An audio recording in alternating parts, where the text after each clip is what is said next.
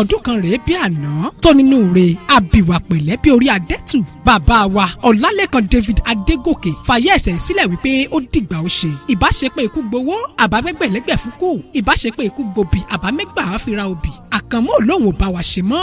Ikú ló yọwọ́ ẹ̀ láwòtán gànràn lọ́jọ́ 19 oṣù karùn-ún ọdún 2020. Àjànàkú sùn bí òkè àfẹ̀bòjò kú ẹnu ṣàǹsọ̀fọ̀. Ọ̀pálámbá ọtí òyìnbó fọ́ onígbàǹsọ òrìṣọ. Ọlálékan gbéṣẹ̀ po onígá ọba dá onínúure ti lọ. Bàbá wa ti jábọ̀ fún Lédùmarè ọba. Àkànmú ti lọ kò dágbére fẹ́ nìkankan. Àwọn aya rẹ̀ Adérónkẹ́ Àtòyèbímpé, àwọn ọmọ Olúwaṣeun, Adébánkẹ́, Tèmítọ́pẹ́, Olúwadámiláre, Adéníkẹ́, Adébọ́lá, Àánú Olúwapọ̀ àti ọmọ Adélani pẹ̀lú Olúwafikẹ́mi àti gbogbo ẹbí pátá ń ṣe lédè lẹ́yìn yín. Káre o Àkànmú, ẹ̀yin lọmọ Òkóyèkọ́lá, ọmọ àwúre bàṣẹjẹ, ọmọ àgbàdo ọ̀sọ́mọ lẹ́ẹ̀kùlé, ọmọ bó gbó ogun bí ògbó ọ̀ràn, ọmọ ayéré méjì lókè òkò, ọmọ ìkan ṣeédé ìkan ò ṣeédé, èyí tó ṣeédé kìkì ọmọ ló kún bẹ, èyí tí ò ṣeédé kìkì wọ kìkì ogun. Ọmọ aníwọ̀ má lóògùn kà ni wọ́n koríkì àwọn bàbá tó bí yín lọ́mọ. Ọlálékan Àkànmú máa sùn lọ láyà olùgbàlà títí tá ó tún fi pàdé típínyà ò ní sí mọ́. Olùkéde àwọn aya, ọmọ àti ọmọ pẹ̀lú gbogbo ẹbí.